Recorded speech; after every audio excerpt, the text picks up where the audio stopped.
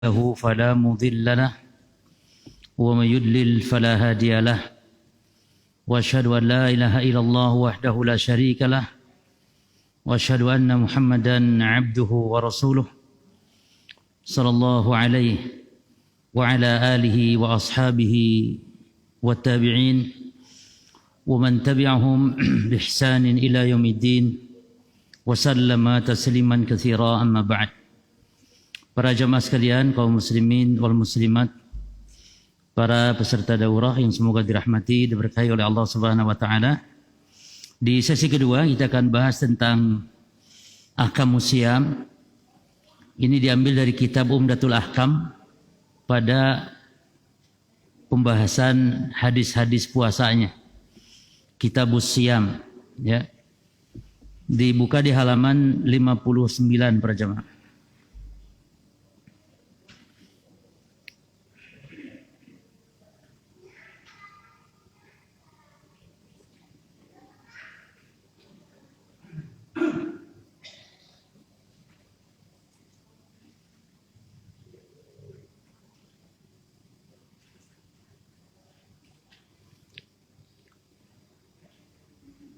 Ada ya sudah? Baik. Qala al-muallif rahimahullah taala kitabus siyam. Kitab artinya kumpulan. Al-jam'u wa dhammu. Kitab itu secara bahasa artinya kumpulan. Makanya Al-Quran dinamakan Al-Kitab, yakni kumpulan. Kumpulan-kumpulan firman Allah, kumpulan-kumpulan hukum. Itu kitab. Adapun setiap kitab-kitab, misalnya dalam kitab fikih disebut ada kitabus shalah, ada kitabut taharah, kitabus shalah, kitabus siyam, kitabuz zakah, kitabul hajj. Berarti kumpulan tentang pembahasan puasa, kumpulan tentang pembahasan salat, taharah dan seterusnya. Baik. Puasa jamaah dalam bahasa Arab disebut siyam atau saum, artinya imsak. Artinya menahan. Bukan menahan makan saja. Puasa itu saum dalam bahasa Arab artinya menahan, baik menahan bicara, menahan makan, menahan apa saja. Itu secara bahasa. Adapun secara istilah puasa itu imsaknya itu khusus makan minum dan yang membatalkan puasa. Maka kata para ulama al-imsak anil akli wasyurbi. Menahan diri, tidak makan, tidak minum. Dan yang lainnya minal muftirat atau mufattirat dari hal yang membatalkan puasa. Dari mulai kapan? Min turu'il fajri ila ghurubis syams. Dari terbit fajar sampai tenggelam matahari. Jadi bukan dari masalah dari adzan subuh sampai adzan maghrib, bukan. Makanya kaedahnya berbuka puasa itu bukan nunggu adzan maghrib, tapi nunggu tenggelam matahari walaupun belum adzan. Kadang-kadang ada orang yang adzannya lambat, jemaah. Ada masjid sampai lambatnya, ya kalau sampai seperempat jam dah kayaknya ya. Kecuali kalau muadzinnya ketiduran, jemaah. Jadi selama sudah tenggelam matahari walaupun belum adzan, buka, segerakan. Jangan nunggu-nunggu adzan padahal kita tahu matahari sudah tenggelam. Tapi karena belum adzan ditunggu. Ini keliru. Karena Nabi mengatakan ma yazalun nas bi khairin ma'ajalul fitrah.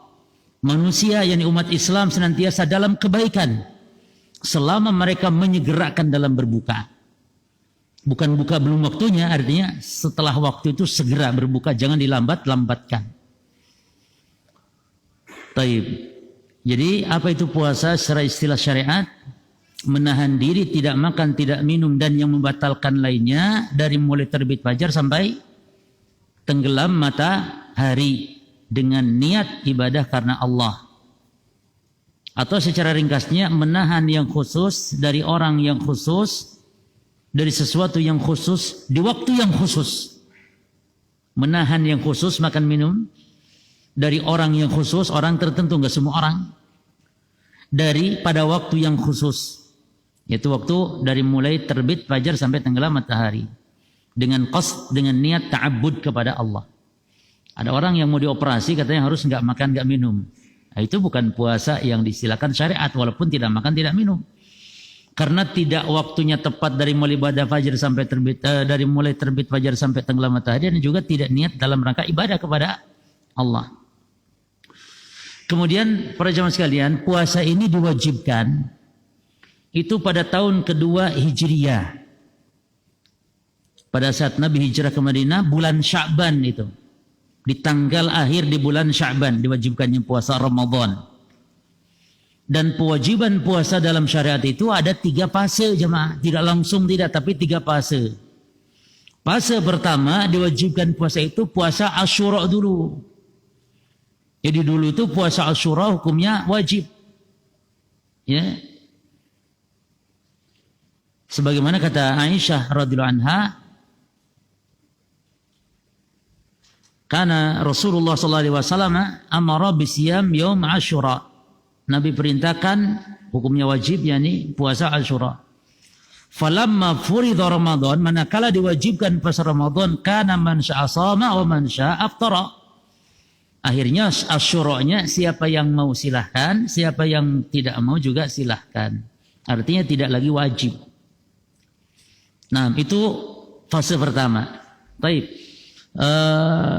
Panitia insyaallah menyediakan hadiah jemaah. 3 untuk akhwat, 3 untuk ikhwan. Namun yang mampu menjawab nanti akan ada evaluasi di akhirnya. Mungkin ditanya apa fase kewajiban puasa dalam syariat Islam. Nah, apa fase pertama? Puasa Asyura. Fase kedua diberi pilihan namanya takhir, beri pilihan mau puasa Ramadan atau bayar fidyah. Dulu begitu jemaah. Wah, yang doyan makan enak ini, pilih fidyah ayo, yes. Dulu begitu. At-takhir namanya. Takhir yani baina siyami wa al-fidyah. Dan fidyah itu jemaah memberi makan kepada fakir miskin setiap 1 harinya tidak puasa. Kalau sehari ya seorang miskin. Jadi bukan 3 kali makan, 1 kali makan. Mau makan siang, mau makan malam. Mau sarapan, kalau sarapannya seperti makan. Tapi jangan sampai saatkan sarapan cukup kurma 1.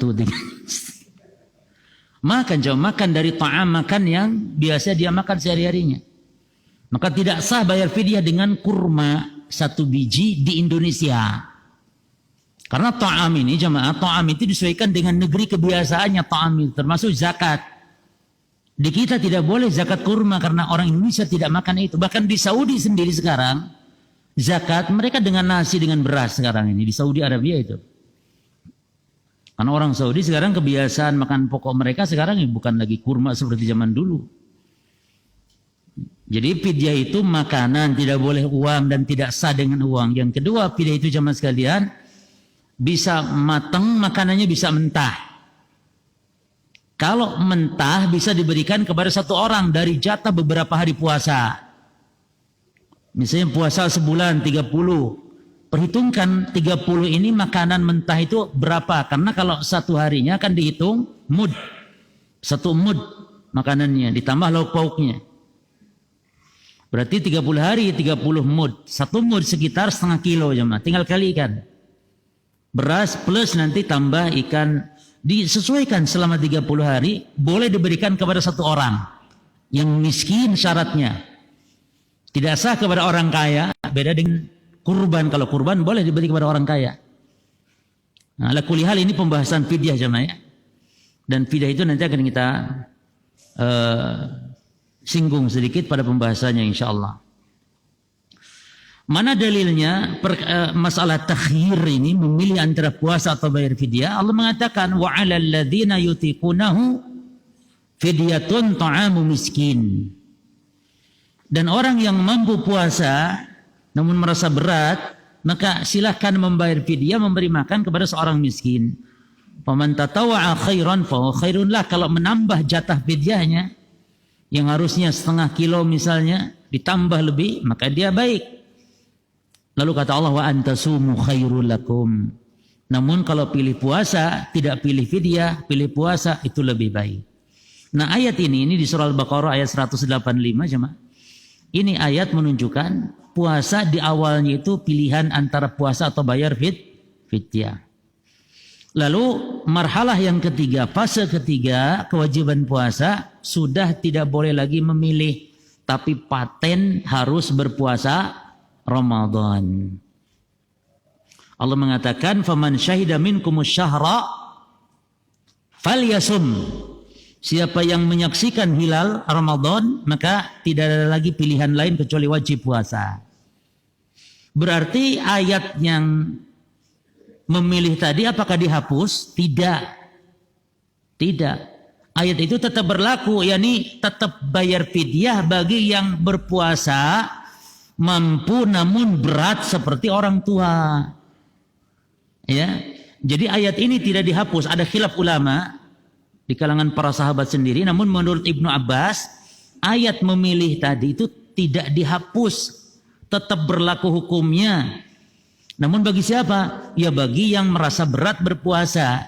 Dia padahal tidak sakit. Dia bukan musafir.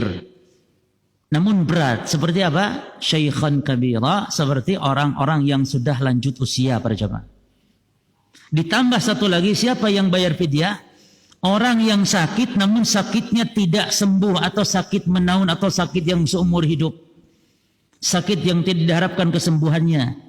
Maka bagi orang ini tidak ada qadha, yang ada membayar fidyah, dan ini sepakat.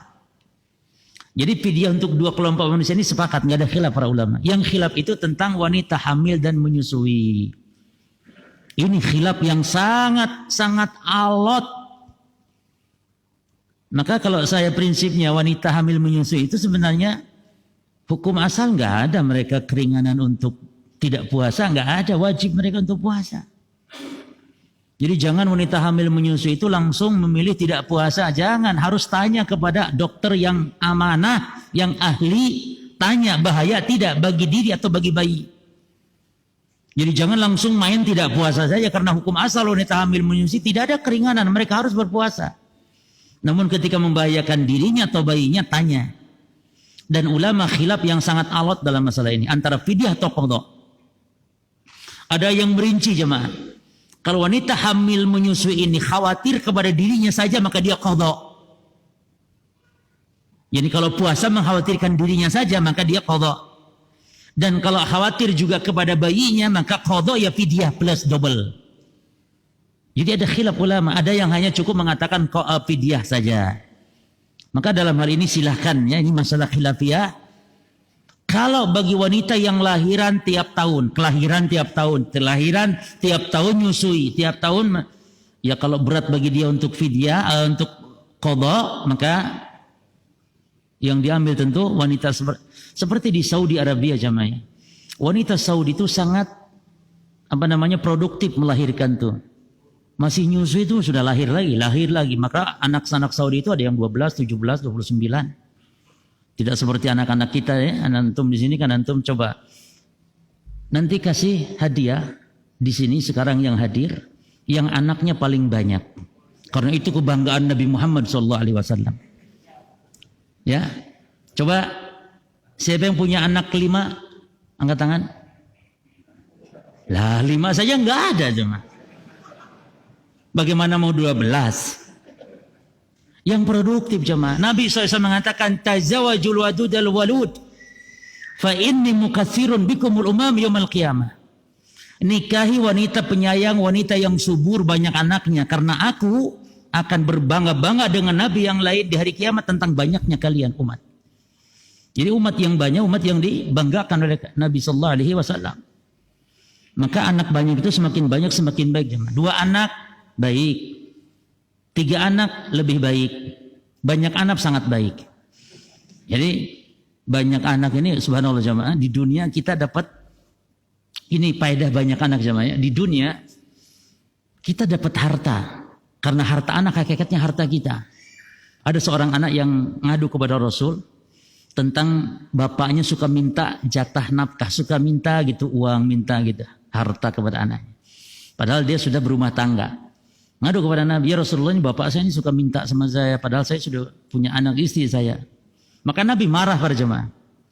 Nabi marah kepada sahabat ini. Kata Nabi, anta wa maluka li abik. Kenapa kamu kalau bapakmu minta harta kamu begitu? Kata Nabi, karena Bahkan kamu dan hartamu itu milik bapakmu. Artinya seorang anak jemaah, jangan sampai anak itu perhitungan memberi nafkah kepada orang tua. Apalagi kalau sampai anak orang tuanya pinjam uang untuk makan misalnya, naudzubillah min dzalik. Pinjam uang orang tua kepada anaknya untuk apa? Untuk makan misalnya.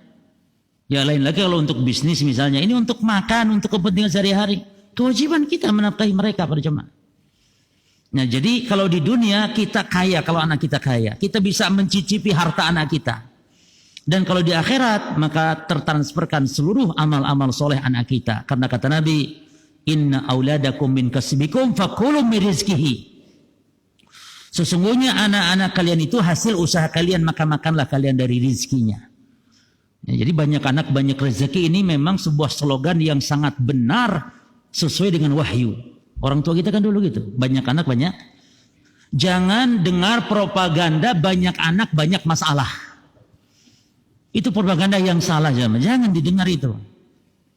Adapun masalah anak kita nakal itu urusan Allah, itu hidayah. Yang penting kita ini mendidik, mengarahkan. Sudah kalau sudah kita lakukan, lepas tanggung jawab kita sudah. Kan orang ditakut-takuti gitu. Katanya nanti kalau nggak kedidik, kalau ya memang anak kita, antum mau ajarkan main remi, memang anak antum mau ajarkan main gapleh, kan tidak. Antum sekolah kan, antum pondok kan, antum perintahkan sholat. Kalau tidak mau juga ya sudah lepas. Nabi Nuh saja anaknya kafir. Bukan berarti para nabi ini gagal, tidak. Ya. Jadi jangan takut pada banyak anak, buat hanya sebanyaknya. Apalagi sekarang musim hujan, masa ada? Buat kesempatan ini musim hujan ini.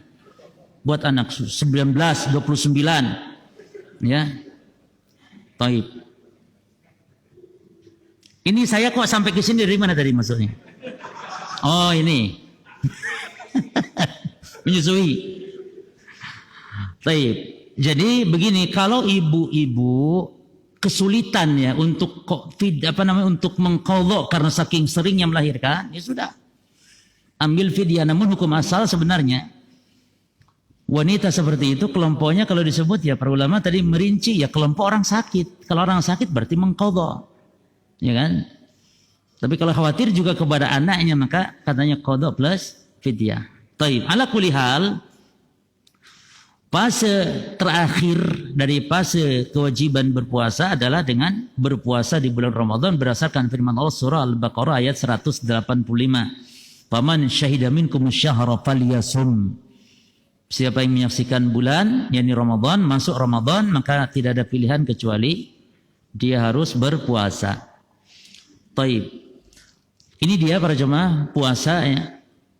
Dan kewajiban puasa ini berdasarkan 3 dalil. 1 Quran, yang kedua sunnah, yang ketiga ijma para ulama. Jadi orang yang mengingkari kewajiban puasa konsekuensinya berarti kafir. Karena menyelisih Quran, sunnah dan menyelisih ijma para ulama. Dan puasa diwajibkan hanya kepada orang tertentu, tidak kepada semua orang. Seperti musafir, dan nanti akan kita kaji, mudah-mudahan cukup waktunya. Musafir tidak wajib puasa. Namun nanti akan ada perincian. Safar yang bagaimana yang puasa tidak wajib. Bahkan ada safar yang puasa menjadi haram hukumnya bagi dia. Oleh karena itu puasa diwajibkan hanya kepada beberapa golongan. Atau syarat puasa ada 4. 1 muslim. Yang kedua akil baligh, yakni orang yang mukallaf. Yang ketiga qadirun alaihi, mampu. Karena puasa ini berkaitan dengan hal kemampuan. Ya. Dan ketidakmampuan dalam masalah puasa ada 2 macam jemaah. Ketidakmampuan dalam puasa ada 2 macam. Yang pertama, ketidakmampuan yang selamanya. Maka ini dibolehkan tidak puasa namun apa? Qadha atau bayar fidyah. Ketidakmampuan itu selamanya. Nah, fidyah. Yang kedua, aziz itu aziz yang sementara. Azizun tari yurja zawaluhu. Ketidakmampuan yang tidak selamanya tapi sementara dan akan bisa hilang nanti. Maka yang seperti ini bukan membayar fidyah tapi mengqadha. Apa contohnya? Seperti apa? Sakit yang diharapkan sembuh atau seperti apa jemaah? Kalau orang tua masuk yang mana? Udzur yang selamanya. Udzur atau ketidakmampuan yang selamanya. Seperti apa? Musafir contohnya. Taib. Lalu kita masuk pada jemaah hadis yang pertama. Hadis yang pertama dan kedua, ketiga, seterusnya Imam Abdul Ghani Al-Maqdisi. Ini nama kitabnya, Kitab Umdatul Ahkam. Hadis pertama ini beliau menjelaskan tentang larangan berpuasa di hari yang ragu. Apakah sudah masuk belum Ramadan? yakni tanggal 29 maghribnya itu hilal nggak nampak. Nggak nampak hilal karena hujan, karena mendung atau karena faktor lain.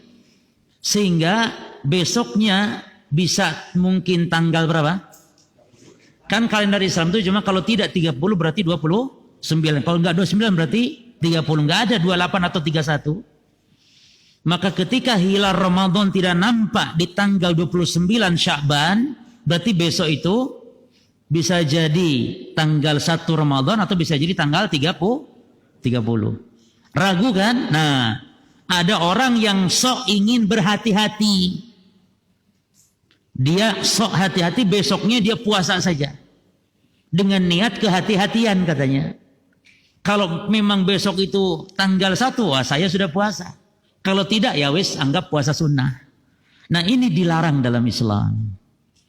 Kita baca hadisnya. An Abi Hurairah radhiyallahu anhu qala Rasulullah sallallahu alaihi wasallam. Dari Abu Hurairah semoga Allah meridainya, dia berkata, Rasul SAW telah bersabda, la tuqaddimu Ramadan bi shaumi yaumin aw yaumaini. Jangan kalian mendahului Ramadan dengan puasa sehari atau 2 hari kata Nabi.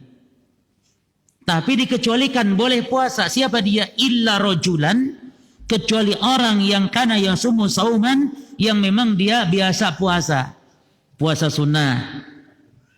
Maka falyasumhu, silahkan puasa, tidak masalah kata Nabi.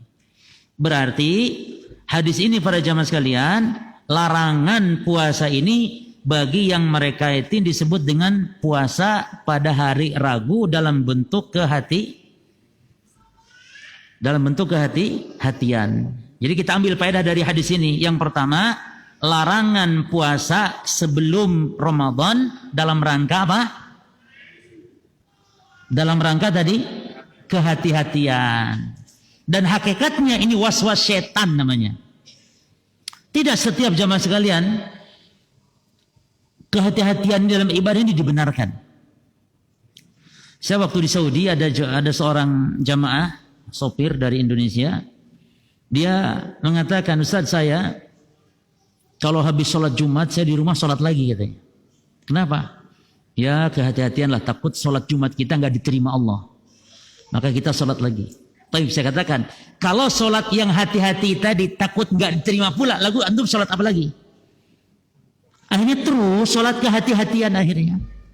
Ini tidak dibolehkan para jemaah. Seorang muslim wajib dia dalam sholatnya untuk yakin. Selama sholat itu sudah dipenuhi syarat-syaratnya, sudah sah. Masalah pahala kita minta sama Allah. Masalah kekurangan kita mohon ampun sama Allah. Bukan berarti kita sholat 2 kali, dan memang diharamkan sholat 2 kali. Kecuali sholat berjamaah bagi yang sudah sholat berjamaah. Sholat 2 kali itu maksudnya sholat sendiri haram. Tapi kalau sholat berjamaah mau 2 kali mau 3 kali dibolehkan sebagai sholat sunnah tambahan bagi kita.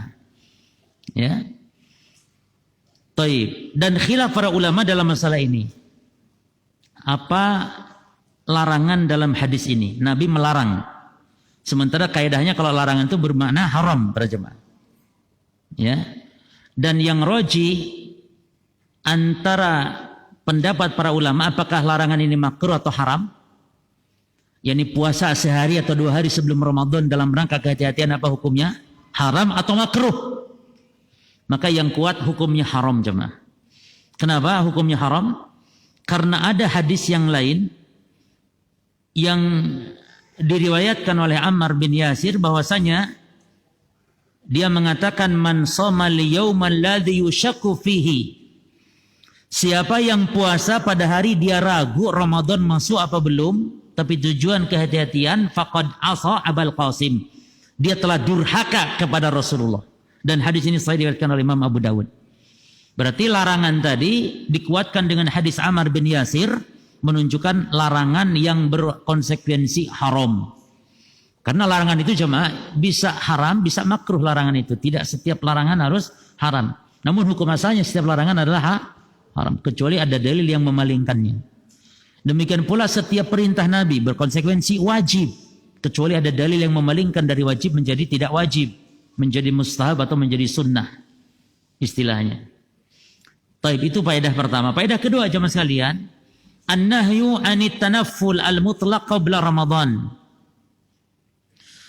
Kalau puasa-puasa mutlak sebelum Ramadan ini, maka sebaiknya dihindari. Kecuali puasa Senin Kamis, puasa-puasa yang memang disyariatkan, baru silahkan. Tapi puasa mutlak, puasa Sya'ban, bahkan ada hadis. Kata Nabi dalam hadis, dan ini dipresisikan keabsahan hadis ini, namun sebagian ulama mensahihkan hadis ini. Idzan tasafa Sya'ban fala tasumu. Kalau sudah lewat nisfu Sya'ban, sudah separuh Sya'ban itu, maka jangan puasa, kata Nabi. Nah, ini tentu dikecualikan orang yang puasa memang sudah biasa. Yang kedua, orang yang memang mengqadha barangkali, enggak masalah. Tapi puasa mutlak mendadak setelah lewat nisfu Sya'ban, enggak boleh. Termasuk puasa mutlak menjelang Ramadan, nggak boleh. Justru yang terbiasa puasa mutlak dari tanggal 1 Sya'ban terus, puasa 2, 3, 4 terus, mau Ramadan dianjurkan berhenti. Supaya kita ada pemisah antara yang wajib, ibadah wajib dengan ibadah yang sunnah. Jelas ya? Berarti larangan ini adalah bagi yang berpuasa mutlak juga. Ya. Dan dikecualikan bagi puasa apa jemaah? Puasa yang memang biasa lakukan, atau puasa qadha misalnya, atau memang puasa kafarat barangkali, atau puasa nadar barangkali, maka boleh dilakukan, atau puasa Senin Kamis barangkali, itu tidak masalah. Misalnya puasa Senin jatuh sehari menjelang Ramadan, tidak masalah. Karena memang dia puasa sunnah yang biasa dia lakukan. Jadi yang dimaksud puasa mutlak. Puasa mutlak itu puasa karena Sya'ban, tanggal 1, 2 terus puasa. Ya. Taib. Apa hikmah larangan ini para jemaah? Apa hikmah larangan? Nabi melarang berpuasa sehari, 2 hari menjelang Ramadan. Minimal ada 2 hikmah para jemaah. Yang pertama, ibadah puasa Ramadan itu uliqa bi ru'yah syar'iyyah lil hilal. Larangan pertama atau hikmah larangannya yang pertama, bahwa puasa Ramadan itu kan puasa yang berkaitan dengan apa jemaah? Dengan hilal. Nanti hadis kedua akan kita bahas masalah hilal. Jadi kalau ada orang puasa tanpa lihat hilal, berarti dia telah melawan syariat. Wah, pokoknya nggak peduli hilal ada nggak ada, pokoknya aku puasa untuk hati-hatian. Nggak boleh. Ya. Paman sama qabla subuti ru'ya biyaumin aw yaumain fa huwa yat'an fi hadzal hukm. Orang yang maksa puasa padahal belum lihat hilal, belum memastikan hilal, berarti dia telah mencela syariat. Nah, dan telah membantah nusus nas-nas syariat. Itu hikmah pertama. Hikmah yang kedua, bahwa kita dianjurkan untuk memisah atau membedakan antara ibadah sunnah dengan ibadah wajib. Dipisah gitu jemaah. Mau Ramadan itu berhenti dulu. Kita kan biasa puasa mutlak di bulan Sya'ban. Ini mau Ramadan, berhenti dulu. Sampai nanti masuk Ramadan, pray dulu. Setelah Ramadan juga begitu dimisah. Sebagaimana dalam sholat para jemaah. Ada hadis yang sahih tentang sholat Jumat, dan ini berlaku juga untuk sholat secara umum. Idza sholaital jumu'ah fala tasilha bi sholatin. Kalau kamu sholat Jumat, jangan disambung dengan sholat sunnah. Jangan. Hatta takallam, sampai engkau ngomong bicara, atau takhruj, atau sampai keluar, maknanya bisa keluar masjid atau keluar yakni pindah tempat sholat maknanya. Ya, fa inna Rasulullah SAW amarna bidzalik, karena Rasul memerintahkan hal itu. Ini sunnah jemaah ya. Tapi nggak berdosa kalau antum sholat setelah sholat wajib disambung sholat sunnah di sajadah yang sama, di tempat yang sama. Tidak berdosa, namun itu meninggalkan sunnah. Jadi kalau yang pindah berarti pahalanya lebih banyak. Nah, makanya kita jemaah, kalau ibadah dengan ilmu itu nikmat. Ya, orang yang seperti tadi nggak pindah, nggak dosa dia enggak, tapi pahalanya kecil daripada yang pindah. Yang pindah pahalanya dahsyat. Karena apa? Karena ittiba kepada sunnah Nabi. Nah, itu rahasianya ibadah pakai ilmu dengan ibadah tanpa ilmu. Di situ rahasianya. Dari segi ganjarannya itulah jemaah. Ibadah yang pakai ilmu itu walaupun mungkin nggak capek, enak, enteng, tapi pahala besar karena pakai ilmu. Ya. Baik. Di antara hikmah yang lain, larangan berlebih-lebihan. Ya. Untuk kehati-hatian itu namanya berlebih-lebihan, bukan kehati-hatian itu. Ya. Kita diperintah itu ibadah puasa apabila melihat hilal. Berarti kalau nggak lihat hilal, ya nggak puasa. Hilal nggak ada, ya nggak puasa. Genapkan Syaban 30. Nanti di pembahasan kedua insya Allah. Tapi ya, jadi hadis ini juga berfaedah disyariatkan al-fasl, memisah bainal fardi wan nafli fil ibadat.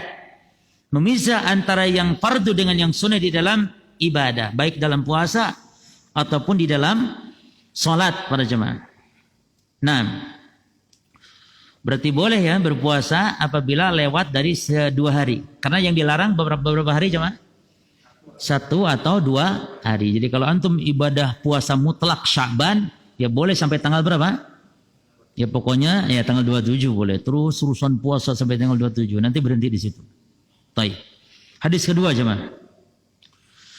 Kasih mic, tolong baca hadis kedua. Kasih mic ya, atau antum baca dulu. Fadhal. Dari Abdullah bin Umar radhiyallahu anhu, dia berkata, aku mendengar Rasulullah sallallahu alaihi wasallam bersabda, apabila kalian melihatnya hilal, maka berpuasalah, dan apabila kalian melihatnya, maka berlebaranlah. Apabila mendung atas kalian, maka genapkanlah untuknya. Baik. Hadis ini para jamaah sekalian, judulnya As-Shaum wal Fitru bi Ru'yatil Hilal. Kita wajib berpuasa dan wajib berbuka. Berbuka maknanya berlebaran, Idul Fitri. Makanya lafaz Idul Fitri artinya kembali berbuka, bukan kembali suci. Bukan Idul Fitrah, tapi Idul Fitri. Kembali berbuka setelah sebulan berpuasa. Itu fitr. Makanya zakatnya disebut juga zakat berbuka puasa. Bukan zakat fitrah, tapi zakatul fitr. Zakatul fitr, sedekatul fitr. Bukan zakat fitrah, zakat suci katanya. Zakat itu artinya suci jemaah. Zakat itu suci, berarti suci-suci. Jadi mensucikan jiwa kita saat berbuka puasa. Dan zakat fitrah ini itu zakat jiwa, bukan zakat harta. Beda ya, zakat itu ada zakat harta, zakat mal, dan ada zakat jiwa. Oleh karena itu di dalam hadis yang sahih kata Nabi tentang puasa, bahwa shadaqatul fitri itu adalah tuhratan, tu'matan lil masakin, wa tuhratan lisaimi minal lagwi warafas. Zakat fitrah itu pembersih puasa, pembersih orang yang puasa dari perbuatan dosanya dan perbuatan lalainya dalam ibadah puasa. Jadi penting ibadah zakat fitrah ini sama untuk membersihkan, menggugurkan ini dosa-dosa kita saat puasa. Kita lalai puasa, kita ngomongin orang, puasa kita campur dusta. Itu dibersihkan dengan kita zakat fitrah. Maka zakat fitrah, perhatikan, ini harus zakat yang memang benar-benar sah dalam pelaksanaannya. Hindari zakat fitrah dengan uang. Khawatir tidak sah. Karena madhab mayoritas ulama tidak sah zakat fitrah dengan uang. Kecuali madhab Abu Hanifah saja. Boleh kita titipkan kepada orang berupa uang, lalu oleh orang yang dititipin tadi harus dibelikan makanan, belikan makanan pokok, baru diberikan kepada fakir miskinnya berupa makanan pokok tersebut. Maka antum para takmir masjid hati-hati ini. Kalau antum nampung zakatnya kaum muslimin, pertama antum harus perhatikan batas waktu pengeluaran. Karena antum posisi sebagai takmir, posisi wakil pezakat. Antum bukan amil syar'i antum para takmir masjid, bukan. Dia hanya wakil para pezakat. Karena konsekuensinya kalau dia adalah amil zakat, boleh-boleh saja diberikan kepada fakir miskinnya kapanpun. Tidak harus waktu yang ditetapkan, karena yang namanya amil itu sudah mewakili mustahik. Bedakan ya. Kalau amil itu mewakili mustahik. Yang berzakat berarti sudah bebas. Adapun kalau bukan amil tapi hanya panitia-panitia masjid seperti ini, itu dia bukan amil. Tapi dia orang yang dititipin, sebuah lembaga yang dititipin oleh pezakat, maka dia mewakili pezakat. Maka mengeluarkannya harus sebelum orang-orang melakukan sholat id. Demikian pula antum membagikan kepada fakir miskin harus sebelum orang sholat id di daerah antum sendiri. Kalau antum di sini berarti di daerah sini. Termasuk kurban jemaah. Kurban itu berlaku bagi di daerahnya saja. Ya, yakni menyembelih kurban dianggap sah kalau sudah merayakan atau sudah melakukan sholat id. Sholat id di mana yang dimaksud? Ya di kampungnya sendiri di sini. Jangan lihat yang di Papua. Kalau Papua sudah duluan. Ya, di kita belum. Kalau disembelih itu tidak sah. Kan di Papua sudah Ustaz. Loh, di Papua untuk orang Papua saja itu. Untuk orang sini ya di sini setelah sholat id baru sah sembelih kurban. Kalau belum sholat tidak sah. Patokan belum sholatnya mana? Ya di daerah sini. Termasuk zakat fitrah. Zakat fitrah tidak sah kalau dibagikan setelah orang sholat. Sholatnya di mana? Ya di sini. Jelas ya? Baik.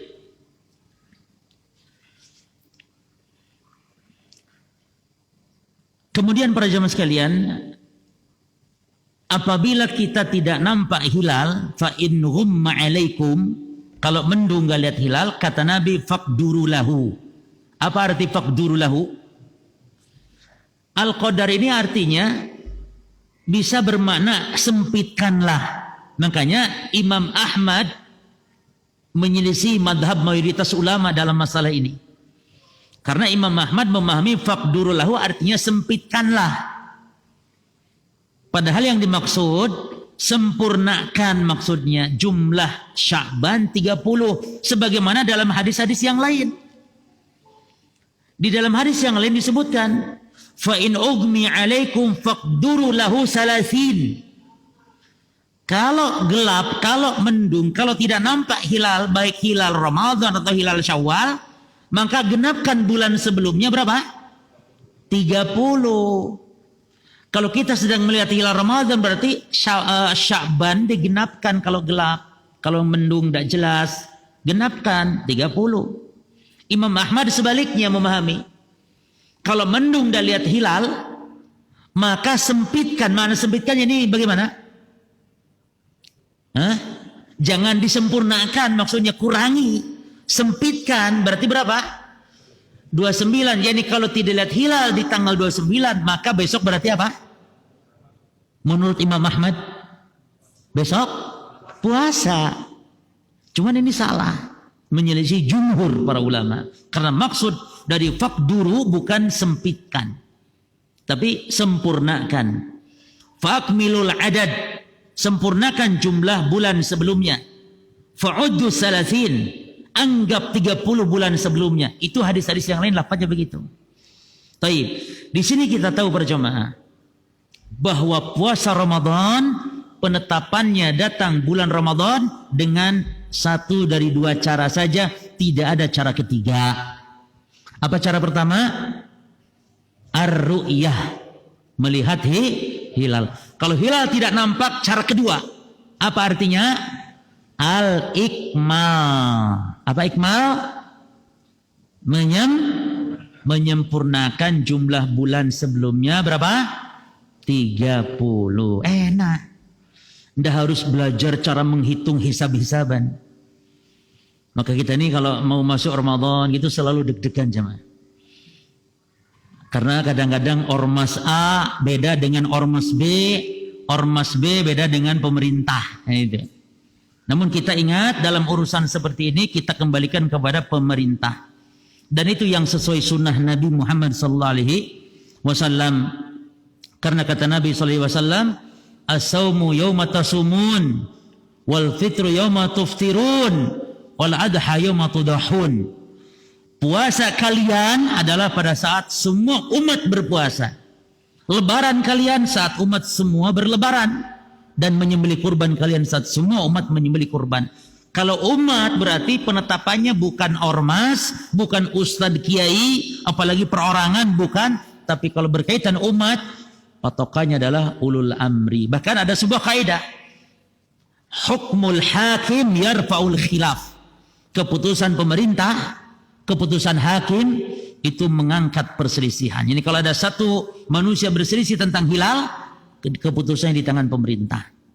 Bahkan para jemaah, pendapat yang kuat ya, kalau ada orang melihat hilal lalu dia lapor kepada pemerintah dan nggak direkam sama pemerintah atau dianggap tidak ada, maka pendapat yang benar, ada khilaf ulama dalam masalah ini, namun pendapat yang benar, yang melihat hilal tersebut tidak harus berpuasa kalau tidak diputuskan oleh pemerintah. Jadi jangan puasa sendiri gitu jemaah. Karena hadisnya tadi Nabi, as-saumu yauma tasumun. Puasa itu pada saat kalian semua pada berpuasa. Jadi jangan puasa sendiri-sendiri. Makanya sebenarnya jemaah sekalian ya, idealnya kalau satu negeri melihat hilal, maka seluruh dunia berpuasa. Itu idealnya demikian. Namun pendapat yang kuat berdasarkan hadis Ibnu Abbas, pendapat yang kuat, setiap orang atau setiap negeri memiliki matlak hilal masing-masing.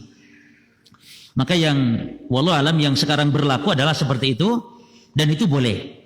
Artinya walaupun Saudi sudah melihat hilal, namun kalau di Indonesia belum nampak hilal, di Indonesia belum wajib puasa.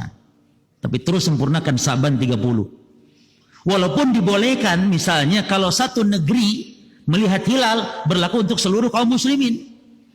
Karena khitab dalam hadis yang kita baca barusan, apabila kalian melihat hilal berpuasalah. Kalian di sini bukan bangsa tertentu, yakni setiap muslim seluruh dunia, sejagat raya. Jadi kalau ada seorang muslim melihat hilal dan dilaporkan dan disepakati, seluruhnya umat Islam berpuasa ini boleh. Namun setiap negeri punya matlak, tempat muncul hilal masing-masing yang berbeda. Dan ini memang kenyataan demikian. Karena kita selisih jam ya. Jangankan dengan Saudi jemaah. Hatta kita dengan Indonesia sama Indonesia saja. Selisih berapa? Ada yang selisih 1 jam. Waktu Indonesia tengah ke Papua sampai 2 jam. Makanya kami kalau saat di Papua Pak, yang paling repot itu adalah ketika mau masuk dua-duanya repot. Ketika mau masuk Ramadan, kita tarawih apa enggak, bingung kita. Karena pengumuman di Jakarta, kita di situ sudah isya lebih. Sudah hampir jam 9 kita di situ. Sementara pemerintah mengumumkan kan kalau habis maghrib gitu. Akhirnya saya katakan ya sudah, di masjid tidak usah tarawih, di rumah masing-masing saja tarawihnya. Begitu juga repot kalau mau lebaran. Ini masak opor apa tidak nih? Mau masak opor belum tentu lagi lebaran. Nah, karena nunggu dari Jakarta telat, di Papua itu kan itu. Nah, kuliah saya katakan masak opor sih ojo banyak-banyak. Kalau tidak jadi lebaran buat sarapan. Itu. Baik. Jadi puasa Ramadan berkaitan dengan ru'yah al-hilal, ya. Kemudian para jamaah sekalian, ini di antara kemudahan syariat Islam. Ya. Bahwasanya mengaitkan puasa atau lebaran itu dengan ru'yah. Tidak perlu kepada ta'allum mempelajari ilmu yang ribet sulit dengan ilmu hisab dan semisalnya. Nah, kemudian untuk penetapan Ramadan itu bagi yang melihat hilal cukup 1 orang lalu melaporkan kepada pemerintah. Jadi persaksian 1 orang muslim dianggap kalau masuk Ramadan. Tapi masuk Syawal atau untuk penetapan Idul Fitri, maka harus 2 orang muslim. Artinya yang melaporkan itu harus 2 orang. Tidak boleh hanya 1 orang. Dan ini menunjukkan bahwa ibadah puasa atau lebaran itu kaitan hubungannya adalah pemerintah yang berhak. Jadi kalau seorang muslim lihat hilal itu bukan berarti dia langsung puasa, tidak. Tapi dia harus laporkan kepada penguasa. Dan kita alhamdulillah punya tim Indonesia ini. Baik dari kalangan saudara kita dari NU punya tim ru'yah hilal. Adapun kalau Muhammadiyah suka pakai apa kalau Muhammadiyah? Hisab. Ya kita hormati, tidak masalah walaupun itu kesalahan. Karena ulama-ulama para jemaah dibahas oleh para ulama, tidak ada jalan yang ketiga dalam penetapan Ramadan kapan? Lebaran. Ibnu Abbas mengatakan, ya, atau Ibnu Umar dulu kita katakan, kata Ibnu Umar, tara an-nasul hilal. Orang-orang pada melihat hilal, ya, ini muncul belum gitu. Lalu saya melihat, kata Ibnu Umar, fa akhbartu bihi Rasulullah. Lalu saya kabarkan kepada Rasulullah, inni ra'aitu, bahwa saya melihat hilal. Maka Nabi pun fasoma, Nabi berpuasa, wa amaron nasa bisiyamihi, dan Nabi perintahkan manusia untuk berpuasa. Berapa orang ini? Satu orang, Ibnu Umar. Demikian pula ada seorang Arab gunung datang kepada Nabi. Dia mengatakan, ini ra'aitul hilal ya Rasulullah, saya lihat hilal, kata Arab gunung. Lalu Nabi tanya dia, atasyhadu an la ilaha illallah wa anna Muhammadan Rasulullah? Apakah engkau bersyahadat la ilaha illallah Muhammadan Rasulullah? Ini engkau seorang muslim? Karena Arab gunung, ya, bisa jadi dia belum Islam. Arab gunung, Arab pedalaman, bisa jadi belum Islam. Lalu dia mengatakan, na'am, saya Islam, saya bersyahadat la ilaha illallah Muhammad Rasulullah, saya melihat hilal. Berarti jemaah, kalau ada orang Kristen melaporkan kepada pemerintah, wahai Bapak pemerintah, saya lihat hilal, maka tidak boleh dianggap. Harus muslim yang melihat hilal tersebut. Maka Nabi mengatakan kepada Bilal setelah dapat laporan dari Arab gunung, kata Nabi, ya Bilal, adzin finnas, wahai Bilal, umumkan. Berarti kewajiban pemerintah mengumumkan kapan puasa, kapan lebaran. Bagus di kita sudah itu, pada nunggu-nunggu televisi di setiap tanggal 29 Maghrib. Diumumkan, an yasumu godan, agar besok berpuasa. Nah, hadis ini menunjukkan berarti kalau untuk penetapan Ramadan cukup satu orang, tapi lebaran harus dua. Apa hikmahnya jemaah? Apa hikmahnya? Kalau untuk Ramadan dianggap yakni dimudahkan urusannya, tapi kalau lebaran perketat.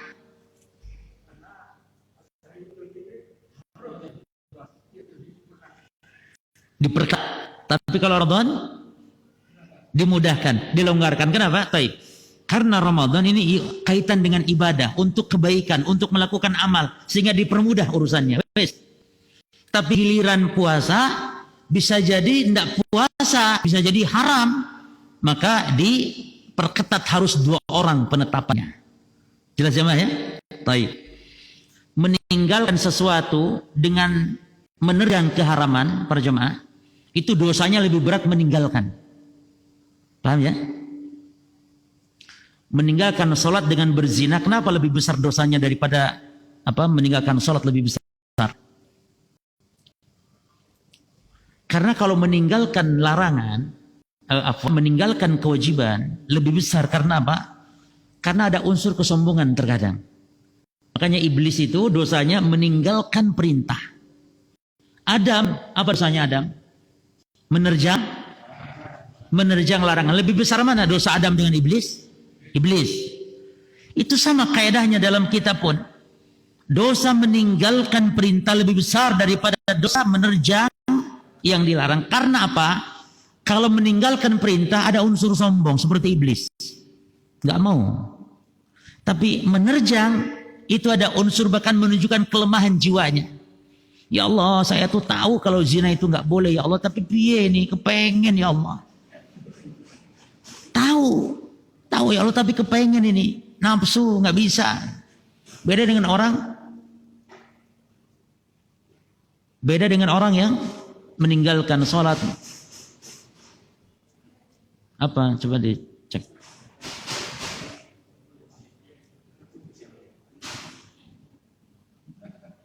Oh. Nah.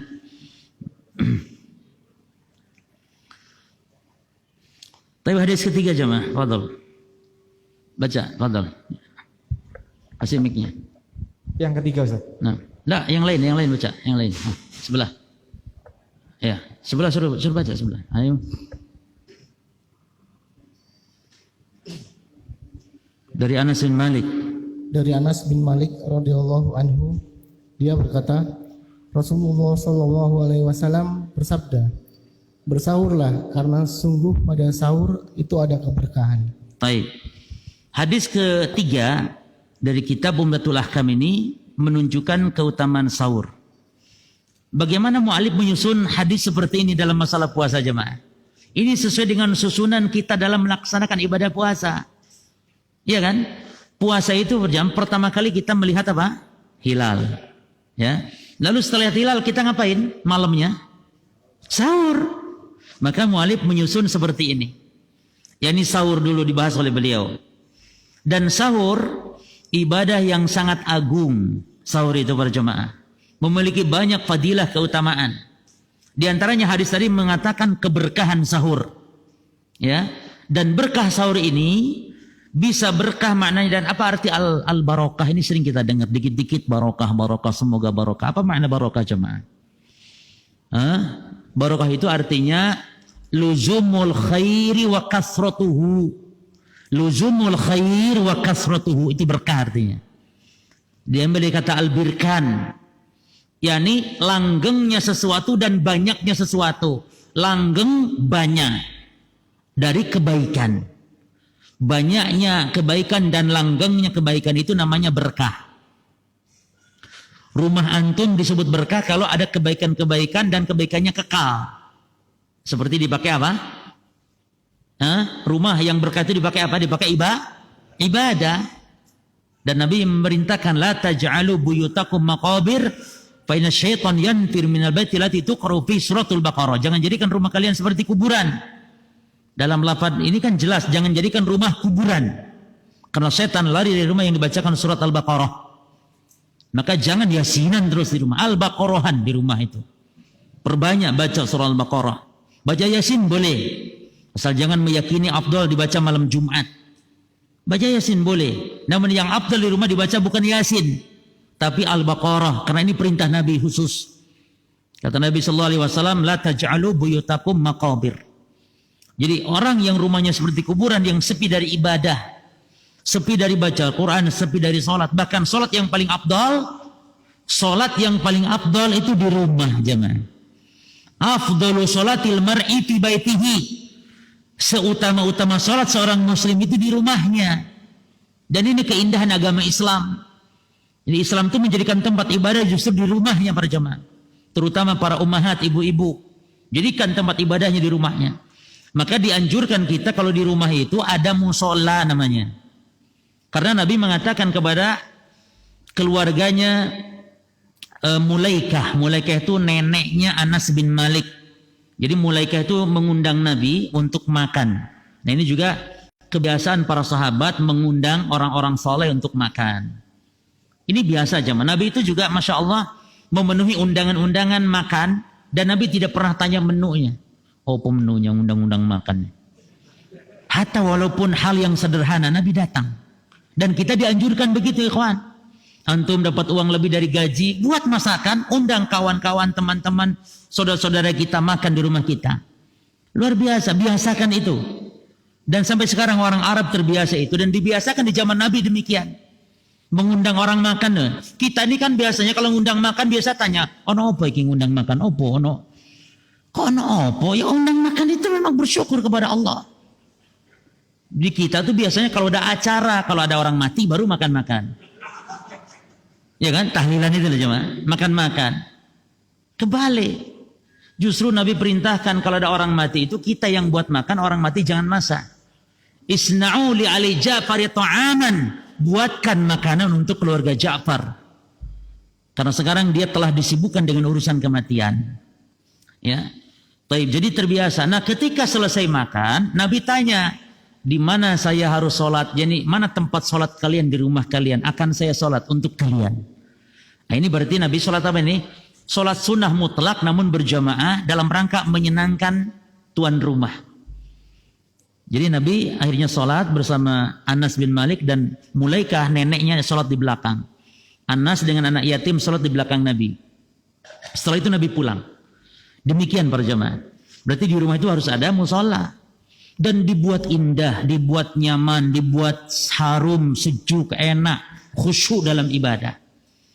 Jangan tempat sholat dekat gudang. Sudah bau apak jemaah. Ibu-ibu juga istri antum perhatikan antum. Antum perhatikan istri antum itu mukenah rukuhnya itu. Jangan ruku tuh sudah dari sejak itu yakni mas kawin dulu yang antum sampai sekarang belum ganti-ganti itu istri antum itu. Dulu mas kawin antum seperangkat alat sholat sampai sekarang belum diganti. Ini sudah lecek, hitam, sudah kuning. Belikan yang baru istri antum itu mukena yang bagus, yang dari dulu itu mas kawin itu nggak diganti-ganti jemaah. Apa kata antum cari ngelesnya apa? Nggak apa-apa itu kan kenangan, jangan sampai diganti itu kenangan katanya. Ya, baik. Jadi jemaah sekalian, ibadah seorang muslim di rumahnya, ya. Ibadah seorang muslim di rumahnya. Baik. Berkah itu artinya langgengnya sesuatu kebaikan dan banyaknya kebaikan. Dan di dalam berkah sahur ini bisa di dunia, bisa di akhirat. Nah, apa keberkahan sahur para jemaah? Tolong dicatat. Yang pertama, keberkahan sahur. Sebagaimana kata Nabi berkah. Al-imtisalu li amri syar'i. Keberkahan sahur yang pertama urusan akhirat, yaitu ittiba kepada perintah Nabi. Karena Nabi memerintahkan dan kita yang sahur berarti telah ikut menunaikan perintah Nabi. Dan ittiba kepada Nabi ini jelas pasti keberkahan yang sangat besar. Yang kedua para jemaah, sahur itu berkahnya adalah kita menyelisihi ahli kitab Yahudi Nasrani. Karena mereka berpuasa tidak sahur. Tidak ada syariat sahur, berarti sahur ini kekhususan umat Islam. Nabi SAW mengatakan, faslu ma baina siyamina wa siyami ahli kitab aklatus sahur. Yang membedakan puasa kita dengan ahli kitab itu makan sahur, kata Nabi. Dan yang benar jamaah sekalian, tolong dicatat, bisa jadi nanti ada di akhir sebagai pertanyaan. Yang benar adalah sahur itu dua bacaan. Yang pertama suhur, yang kedua sahur. Yang pertama mendomahkan sin, yang kedua mempathahkan sin. Dan artinya beda. Kalau suhur artinya al-fi'lu, perbuatannya, suhur. Adapun as-sahur artinya alatnya, makanannya. Soto sahur namanya. Ini soto, kalau antum sahurnya sama soto, ya berarti soto itu sahur. Maka keliru di kita ya. Ayo kita sahur. Salah, ayo kita suhur. Sama halnya wudu dengan wadu. Kalau wudu perbuatannya, kalau wadu airnya. Tolong minta wadu. Orang Arab kalau minta wadu artinya minta air. Tapi wudu perbuatannya. Kalau di wudu benar, tapi di sahur salah. Ya, jadi kaum muslimin banyak yang mengucapkan sahur padahal yang benar suhur. Yang ketiga, berkahnya sahur pada jemaah. Ini berkah keberapa? Ketiga kan? Ini berkah urusan dunia. Anna fis suhur quwwatan 'ala siyam. Memberi kekuatan kepada orang puasa. Ini berkahnya dunia ini. Jadi orang yang sahur, apalagi sahurnya 7 piring. Wah, udah sampai maghrib tahan. Apalagi nasi padang misalnya. Tapi jangan begitu. Karena senikmat-nikmat dan sebaik-baik sahurnya seorang muslim apa jemaah? Nikmat sahur muslim at-tamr. Sebaik-baik, seutama-utama sahurnya seorang muslim adalah kurma. Termasuk juga berbuka. Dan ini subhanallah, orang Indonesia ini tak lihat, tak perhatikan jemaah. Sudah kurma, masya Allah begitu banyak kita jumpai. Sudah dihidangkan. Di situ ada kurma, ada kolak, ada macam-macam, ada gorengan. Ternyata yang dilibas pertama kali bukan kurma saat berbuka, tapi apa? Gorengan. Padahal kalau dengan kurma berpahala dia jemaah. Berpahala.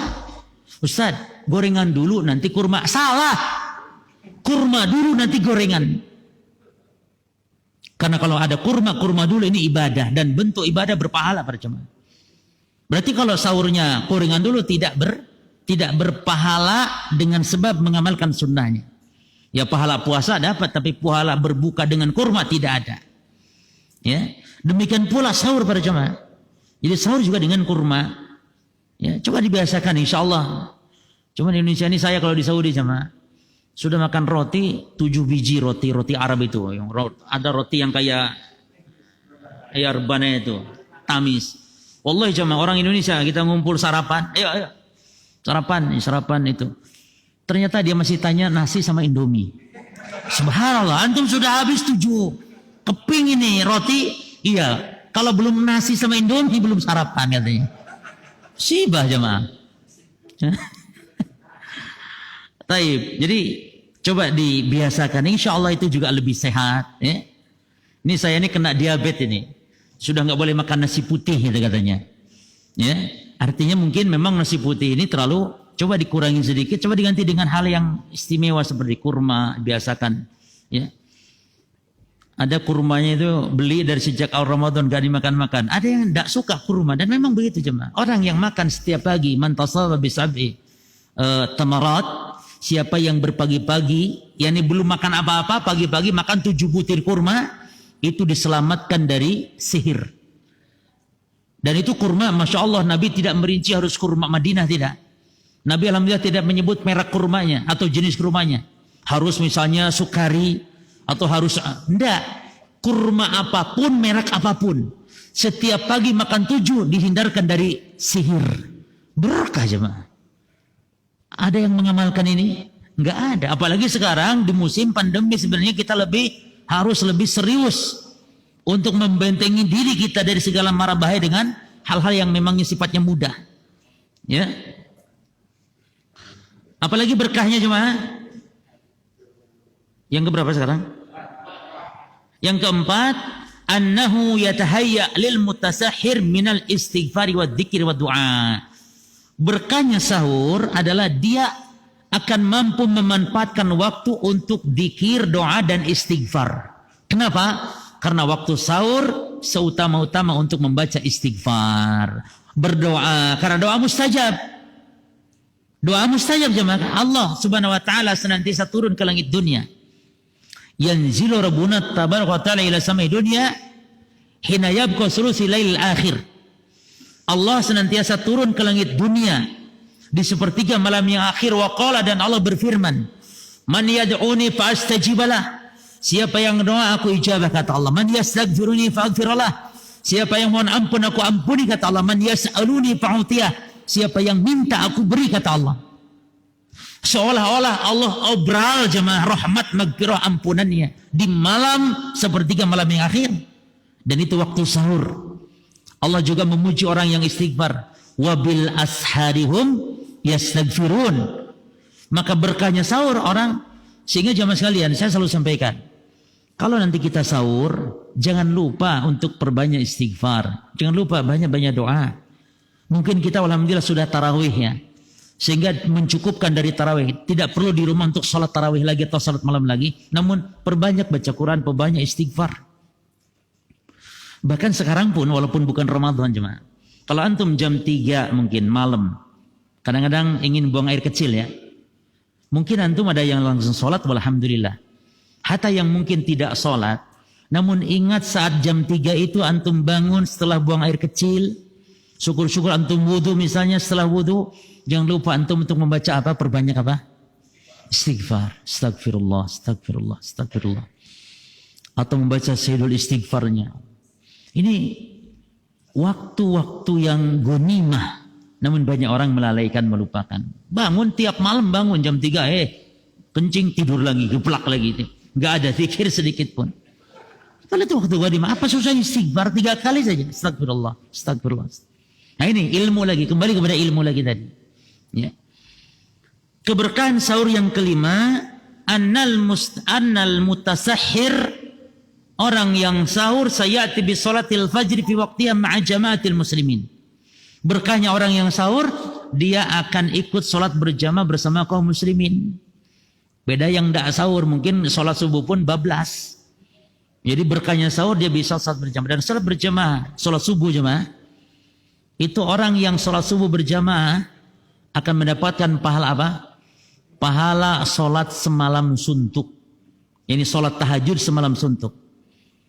Ya, man shalal fajr fi jamaah fakana ma salatul laila kullih.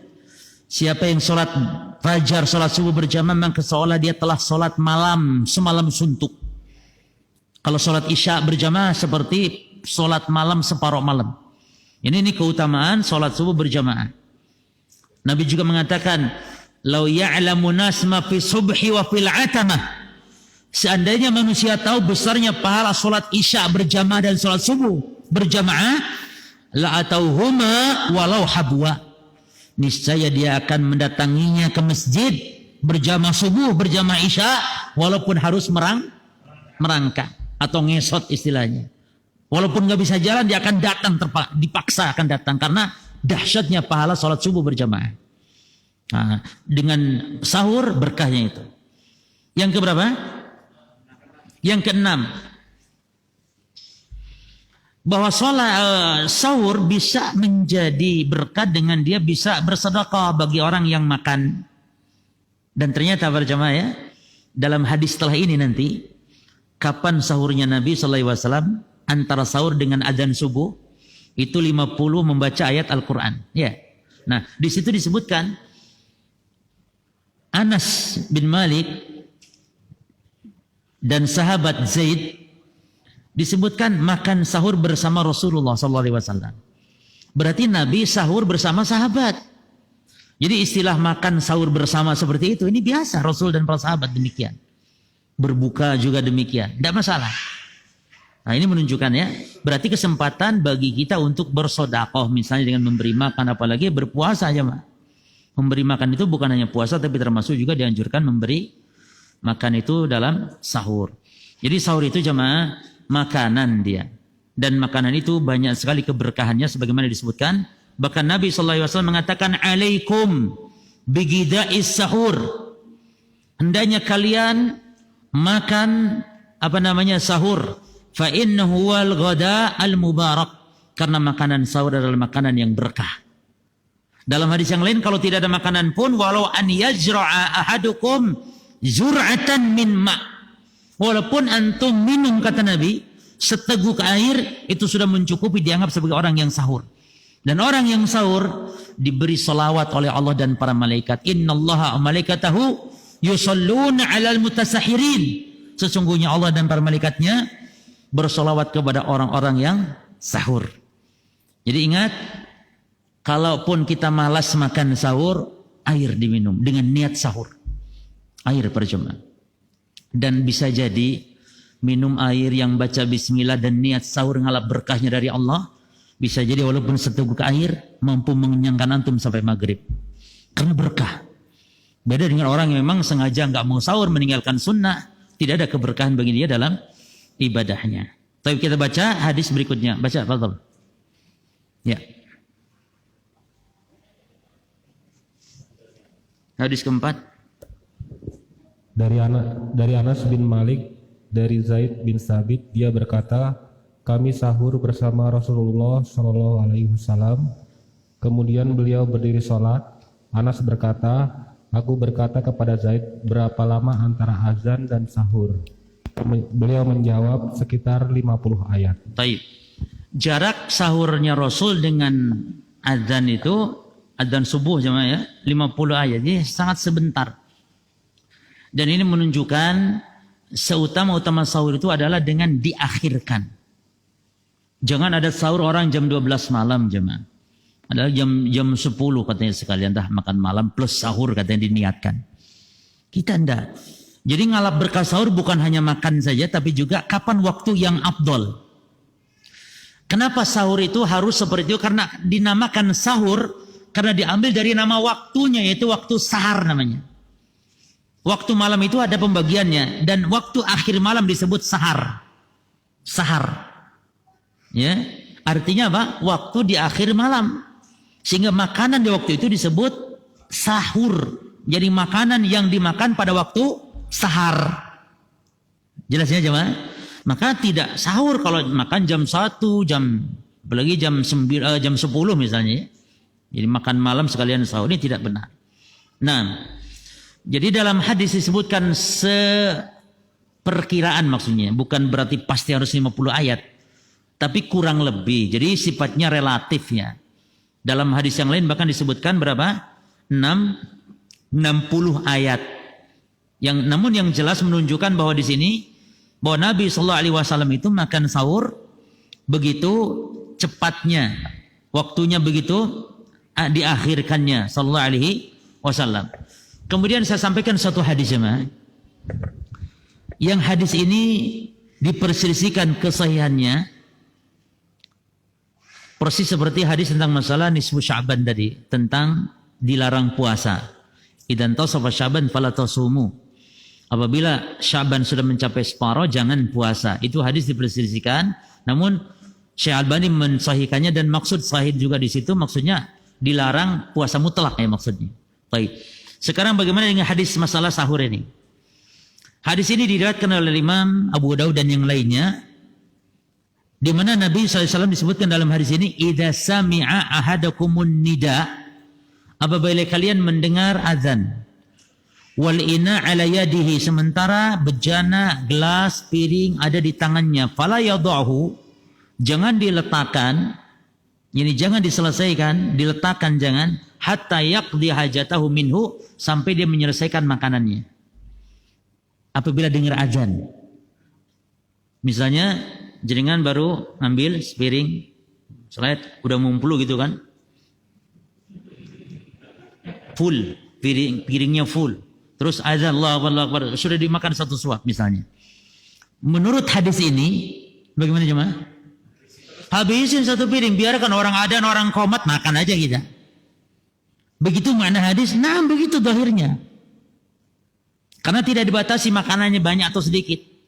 Ya. Wal ina piyadih, yani gelas di tangannya. Yani maksud termasuk piring di tangannya. Teruskan walaupun azan. Nah, ini jemaah sebagian ya para ulama memang membolehkan demikian. Namun pendapat yang kuat, pertama tadi hadis ini dianggap dhaif. Kalau hadis dianggap dhaif sudah berarti hadis ini dianggap tidak ada, enggak usah dibahas. Yang kita bahas kalau ada orang yang menganggap hadis ini sahih. Bagaimana pengamalan hadis ini? Maka jawabannya para jemaah, maksud hadis ini disebutkan nida di sini, nida memang bisa bermakna azan. Dan azan subuh di zaman Nabi itu 2 kali. Azannya pertama yaitu azan Bilal, dan azan subuhnya yang kedua yaitu azannya Ibnu Ummi Maktum. Maka ulama yang berhati-hati dengan hadis ini memahami maksudnya ini adalah azan siapa? Adzan Bilal. Kalau Bilal adzan, lanjutkan aja makan. Karena itu belum waktu masuk sholat subuh. Tapi kalau sudah dengar adzan Ibnu Maktum, ya janganlah. Maka yang lebih selamat mengamalkan hadis ini itu dia. Ya, jadi jangan dipahami adzan yang kedua, adzan subuh maksudnya. Ya, taib. Jadi kesimpulannya apa hadis ini para jemaah sekalian? Menunjukkan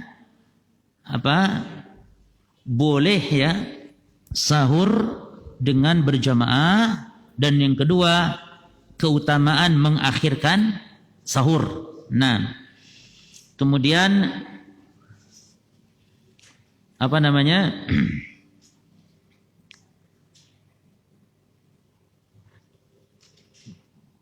imsak seorang muslim adalah saat adzan subuh yang kedua. Berarti adzan yang pertama itu bukan imsak, tapi imsak adzan yang keduanya. Itu imsak jemaah. Sebagaimana Allah berfirman dalam surah Al-Baqarah, wa kulu washrabu, makan minumlah kalian kata Allah di waktu malam, hatta yatabayyana lakumul khaytul abyadu minal khaytil aswadi minal fajr, sampai jelas benang putih dari benang hitam dari waktu fajar. Maksudnya kalau sudah terbit fajar baru berhenti makan. Berarti imsaknya seorang muslim sampai azan. Namun apa boleh kalau orang mengimsakkan diri sebelum itu? Boleh, untuk hati-hatian tidak masalah.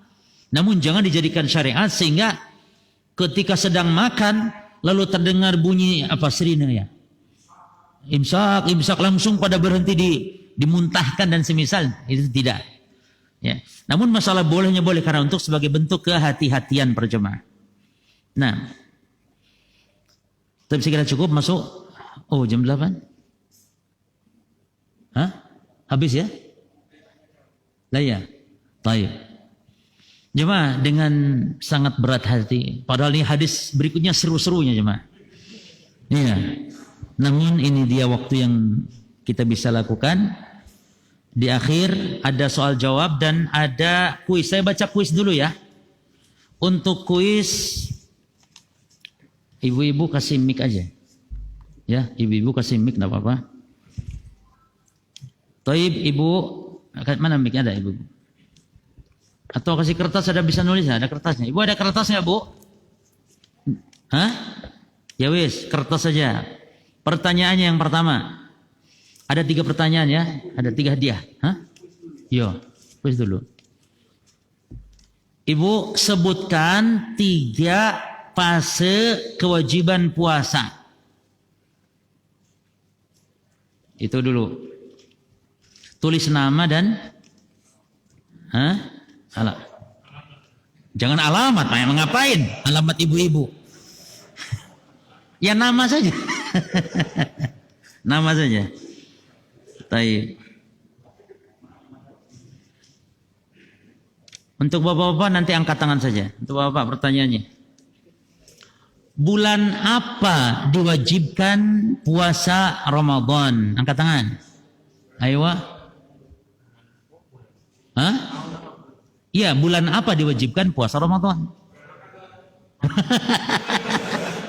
Lah ya jamaah, kayak bulan Ramadan. Iya, puasa Ramadan itu diwajibkan. Nah, kewajiban itu turun pada bulan apa? Aduh, angkat tangan dulu. Mana? Syaban. Fadol, kasih hadiahnya. Tahunnya berapa? Ayo. 2 Hijriah, kasih 1. Sudah, yang 1 nanti ya. Masih ada lagi kan? Baik. Taib Ustaz izin bertanya, bolehkah saya membayar hutang puasa sedangkan bertepatan pada hari Jumat, Sabtu atau Ahad dan saya mulai dari hari Senin. Taib. Para jamaah sekalian, Nabi melarang puasa hari Jumat, melarang puasa hari Sabtu. Ini maksudnya mengkhususkan jemaah. Mengkhususkan. Maka dalam hadisnya la takhtassu, dalam lafaz la takhussu yaumal jum'ah bil siyami min bainal ayyam. Jangan khususkan puasa di hari Jumat dibanding puasa yang lain. Mengkhususkan. Tapi kalau giliran puasa, yakni puasa sunnah, tidak masalah. Misalnya puasa Arafah kok hari Jumat, tidak masalah. Atau puasa Arafah kok hari Sabtu. Pendapat yang kuat nggak masalah karena kita tidak mengkhususkan Jumat dan mengkhususkan Sabtu, termasuk mengqadha, apalagi namanya puasa qadha dianjurkan untuk segera. Atau nanti Senin loh, kalau sampai hidup sampai Senin. Nah, kalau udah hidup sampai Senin, maka segera nggak masalah berpuasa walaupun di hari Jumat karena itu puasa yang bukan mengkhususkan. Nah, yang lain ada ibu-ibu mana dikirim jawabannya Bu, kasih nama dan ada yang bertanya, Fadol. Iya. Mic-nya ya.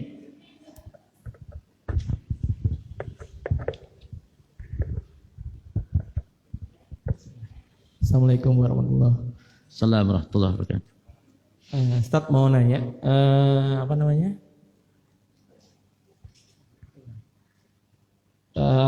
Biasanya kan ini di Indonesia itu kan ada muncul 2 lebaran, Ustaz. Apa? 2 lebaran. 2 lebaran. Ya. Nah, pada saat yang kalau kita kan ada sempat dengar itu hadisnya kalau kalau sudah mendengar takbir tidak boleh ada puasa. Bagaimana hukumnya mengenai itu, Ustaz? Apakah kita ngikut yang mana maksudnya? Baik, barakallahu fiik. Pertanyaannya katanya di kita suka ada 2 lebaran ya. Mungkin ada perbedaan antara ya pemerintah dengan yang non pemerintah, dengan ormas biasanya. Bahkan dengan aliran tarekat kadang. Itu tarekat yang biasanya di daerah mana itu? Sulawesi ya, yang rambutnya merah-merah itu, gondrong tapi gitaran. Ya. Iya, aliran apa namanya? Terserah lah ya. Naksabandia ya, tarekat. Kita ikut mana? Jelas yang sesuai petunjuk Nabi Muhammad dan Nabi yang perintahkan, kita harus ikut pemerintah.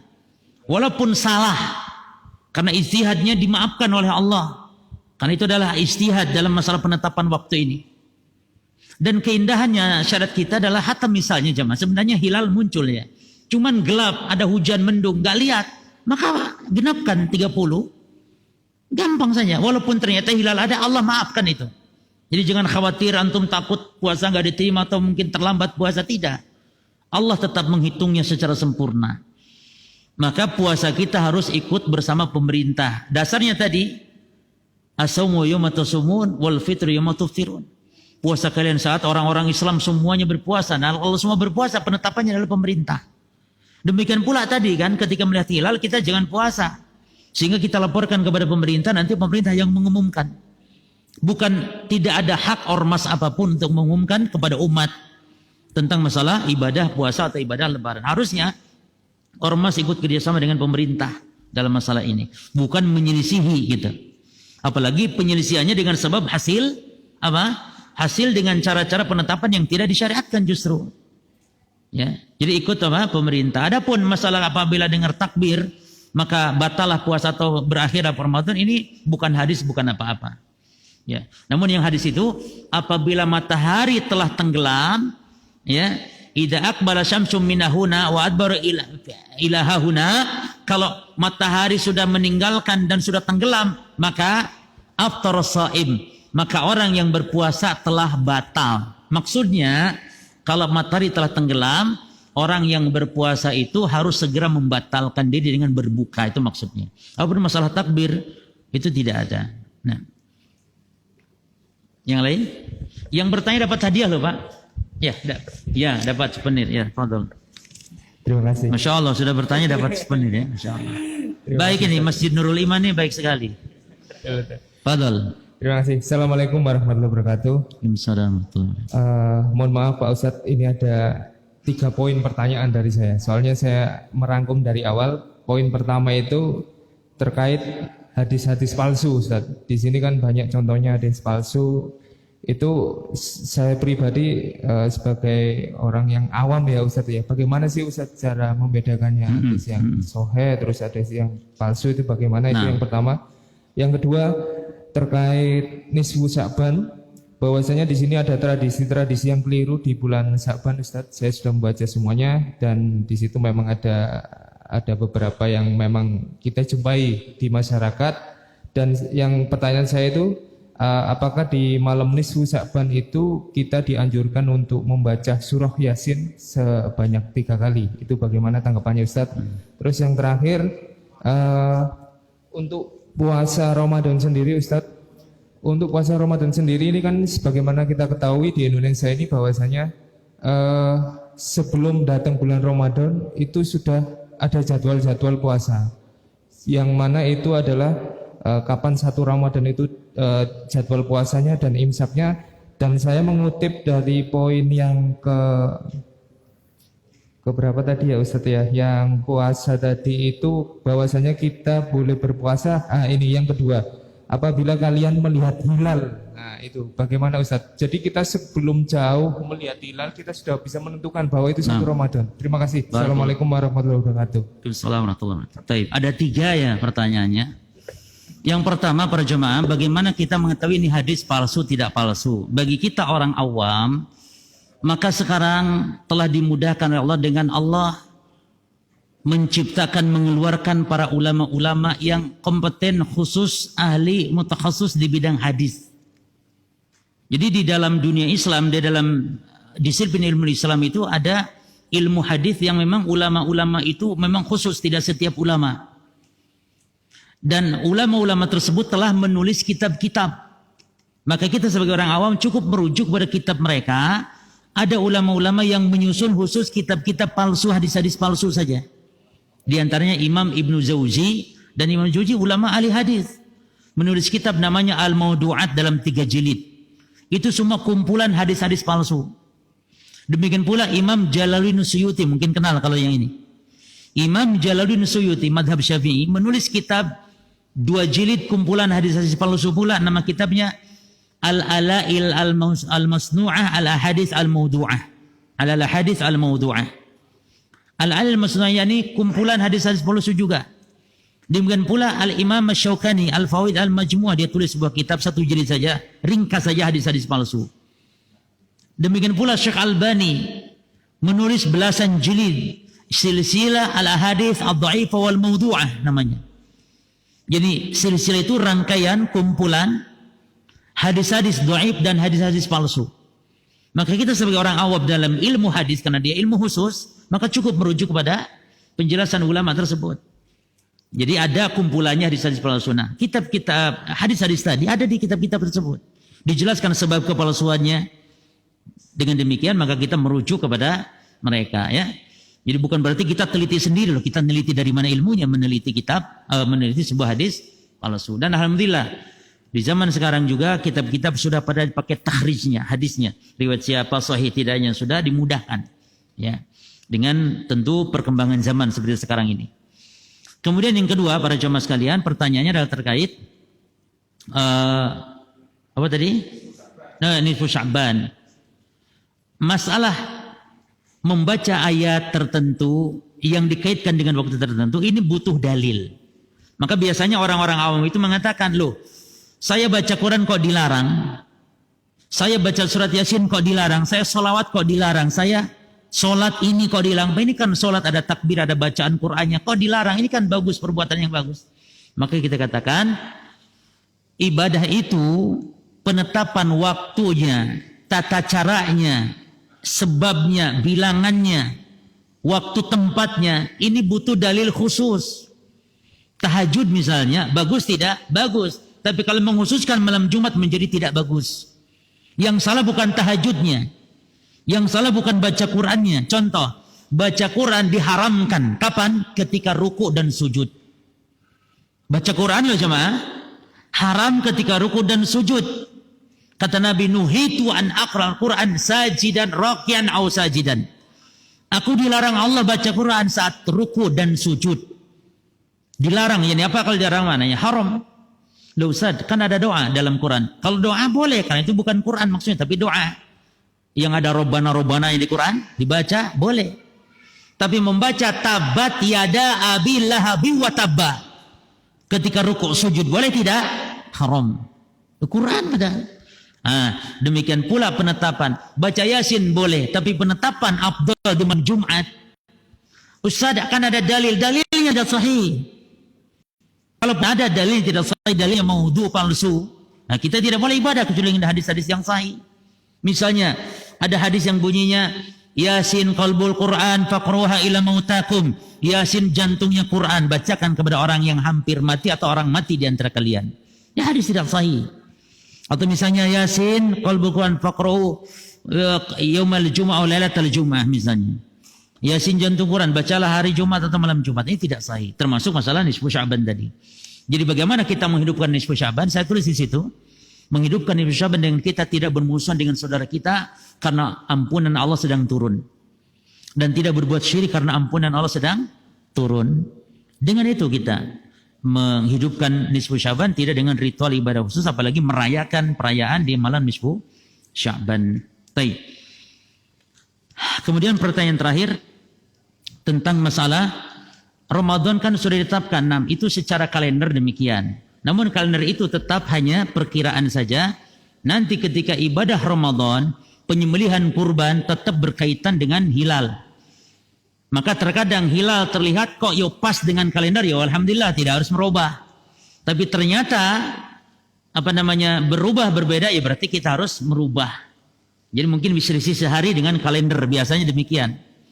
Dan begitulah setiap bulan pemerintah menugaskan, seperti di Saudi Arabia ada tim khusus setiap bulan memang melihat lagi ya hilal, terutama yang berkaitan dengan ibadah seperti Ramadan, seperti Idul Adha, penetapan hari Arafahnya kan ditetapkan oleh hilal. Maka terkadang ada perbedaan dengan kita, hari Arafah di Saudi dengan hari Arafah di kita. Maka puasa kita ngikut mana? Tetap ngikut Indonesia jemaah. Karena bukan masalah hari Arafah itu harus orang yang sedang wukuf di Arafah, tidak.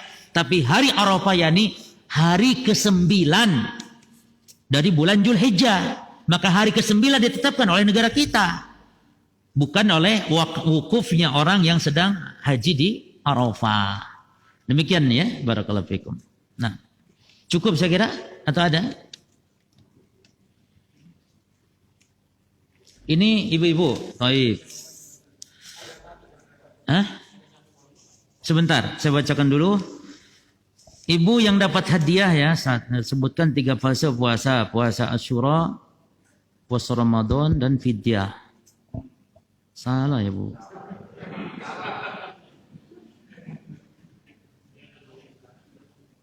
Pertanyaan ibu-ibu cuma itu aja. Adapun yang kedua nih untuk bapak-bapak tadi. Katanya bulan apa diwajibkan puasa. Baik. Puasa Syura wajib lalu perintah wajib. Nah, boleh tidak puasa asal bayar fidyah. Taib. Nurul Imani Salam. 1. Ya ini nama orang kan Nurul. Kok nama kayak Masjid Nurul Iman? Hah? Ini kok banyak Nurul, ada lagi Nurul Limaisyah.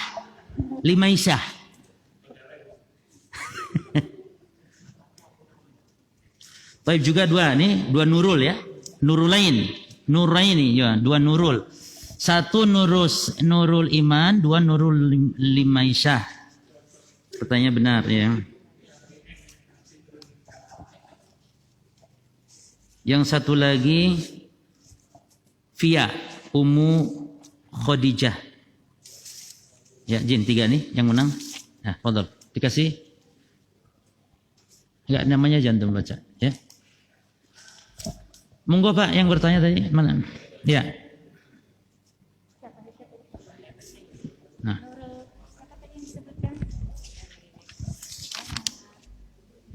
Kasih mic-nya sudah?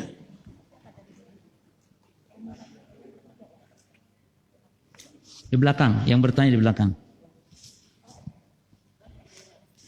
Belakang ujung akhir. Nah. Pedagang kurma. Bismillahirrahmanirrahim. Assalamualaikum warahmatullahi wabarakatuh. Waalaikumsalam warahmatullahi wabarakatuh. Bulan Ramadan ini kan 1 bulan Pak Ustadz. Nggih. Seandainya kita sedang berpuasa terus bercumbu dengan istri atau jima atau ini, itu bagaimana Ustadz? Secara Jimanya di siang hari atau malam hari? ya mungkin bercumbu di siang hari Ustadz pada saat berpuasa. Nah, barakallahu fiik. Ya, syukuran Ustadz. Jazakallah khair. Ya, taib. Ini ada hadisnya, hadis yang setelah ini. Setelah ini, kemudian hadis ketiga setelah ini. Cuman sayang waktunya habis gitu. Gimana lagi kita mau bahas? Jadi ada bahasan khusus tentang hukum jima di siang hari Ramadan. Namun kesimpulannya para jemaah, orang yang berjima dengan istrinya di malam hari Ramadan itu dihalalkan. Uhilat lakum lailatul siyami rafathu ila nisaikum, kata Allah. Dihalalkan bagi kalian di malam-malam Ramadan untuk rafas dengan istri kalian. Rafas artinya jima di situ maknanya. Bukan sekedar bercumbu, bukan. Rafas maknanya jima. Adapun kalau di siang hari Ramadan, orang yang jima dengan istrinya di siang Ramadan ini haram dan termasuk dosa besar dengan syarat bagi mereka yang wajib puasa. Artinya kalau tidak wajib puasa seperti musafir, boleh-boleh saja jima dengan istrinya di siang hari Ramadan asal dua-duanya musafir. Tapi jangan sampai berbuat hilah, yakni mengakali syariat. Pengantin baru kawin Ramadan. Yuk. Lala, jangan jauh-jauh. Surabaya Malang itu sudah safar, sudah boleh misalnya. Lalu nyewa hotel di situ. Lah, ini hilah namanya. Mengakali syariat. Jadi yang haram itu bagi yang wajib puasa. Kemudian dendanya berat, kafaratnya berat. Kafarat mughaladah namanya. Dan itu harus sesuai urutannya. Yang pertama memerdekakan budak.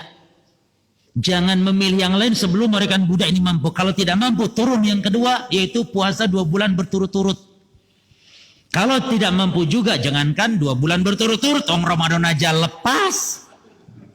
Maka yang ketiga, memberi makan 60 orang miskin. Makan. Nah ini jadi beratnya. Terus kafarat bagi siapa? Ini ada khilaf. Bahasan sebenarnya ini bagus sekali, bahasan panjang ini. Ya. Makanya hadis ini ulama disebut ini hadis tentang orang yang jima di siang hari Ramadan. Taib.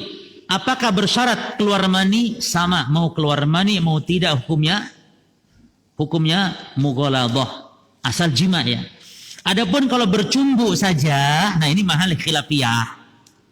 Bercumbu saja, maka kalau tidak keluar mani halal.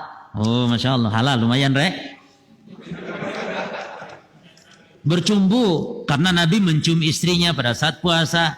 Namun amlakukum li irbih. Kata Aisyah, namun Rasulmu itu, Nabi sallallahu alaihi wasallam itu yang paling mampu menjaga syahwatnya. Kalau antum, ada pemuda yang datang kepada Nabi minta izin mencumbu istri sedang puasa. Nabi larang. Karena muda masih. Tapi datang kakek-kakek, ya Rasul, boleh enggak saya? Sama Nabi dibiarkan, enggak apa-apa. Berarti memang dirinci orangnya gitu jemaah. Yang mampu silakan. Terus bagaimana kalau keluar air mani dengan sebab bercumbu tanpa berselubuh? Ini mahal khilafiyah. Menurut Syalbani tidak batal loh jemaah. Dan kita harus hormati pendapat ulama. Menurut Syalbani tidak batal, namun mayoritas ulama mengatakan tetap batal puasanya. Namun tidak bayar kafarat karena dia bukan jima, namun batal puasanya. Jelas jemaah ya? Nah, demikian. Rinciannya ada di dalam pembahasan hadis insyaallah. Oh ya, satu lagi dari ibu-ibu. Disebutkan bahwa Imam Syafi'i dalam bulan Ramadan khatam sebanyak 60 kali, sedangkan ada larangan menghatam Quran kurang dari 3 hari. Bagaimana menjamakannya? Menjamakannya maksudnya yang menghatamkan Quran dari 3 hari ya tanpa dipahami dan semisal itu yang dilarang. Dan larangan ini pun bukan larangan haram. Berbeda dengan saat musim-musim target khataman Quran seperti bulan Ramadan. Jadi kalaupun digabungkan ini di luar Ramadan. Adapun di Ramadan, larangan itu tidak berlaku karena ini adalah bentuk penghataman Quran di bulan Ramadan. Karena Ramadan syahrul Quran, Ramadan bulan Al-Quran, Ramadan yang harus kita banyak-banyak menghatamkan Al-Quran. Bahkan di bulan Ramadan kita tidak kita lebih difokuskan untuk menghatamkan bukan mentadaburinya. Karena ada baca Quran itu yang tadabur yang lama. Ada yang baca Quran yang targetnya khataman. Maka ini di bulan Ramadan target khatamannya. Adapun tadabur ya nanti di bulan Ramadan tadabur Quran. Atau mungkin bisa dilakukan dua-duanya, ya tadabur ya khataman. Namun jangan sampai di bulan Ramadan ada orang yang tidak khatam atau meremehkan masalah menghatamkan Al-Quran. Jelas jemaah ya? Baik, saya kira cukup. Oh, kurang satu untuk bapak-bapak. Baik, silakan Pak angkat tangan yang mau hadiahnya satu lagi. Baik. Sebentar, pertanyaan belum. Pertanyaan belum. Taib. Ya boleh, antum siap lah Bapak. Atau antum jatahnya Bapak. Pertanyaannya, sebutkan 3 hikmah Nabi memperbanyak saum, atau kenapa kita juga memperbanyak saum di bulan Sya'ban. Sebentar Pak, kesempatan dulu kalau beliau jawab. Oh enggak, itu enggak. Bisa enggak lihat buku? Oh ya boleh lah. Apa yang pertama? Baik, yang kedua? Latihan. Terus yang ketiga? Ibadah qabliyah. Kasih, tonton. Tapi cukup jamaahnya, ini yang bisa saya sampaikan, mudah-mudahan bermanfaat. Allah Ta'ala alam, insyaAllah kapan-kapan kita bisa berjumpa kembali. Dan saya sangat senang ngisi kajian di majelis ini masjid yang dermawan masjidnya, dikasih sarapan, dikasih hadiah, Masya Allah. Ya mudah-mudahan dikasih buku juga. Mudah-mudahan Allah memberikan keberkahan kepada seluruh para takmir di sini dan juga memberikan keistiqomahan.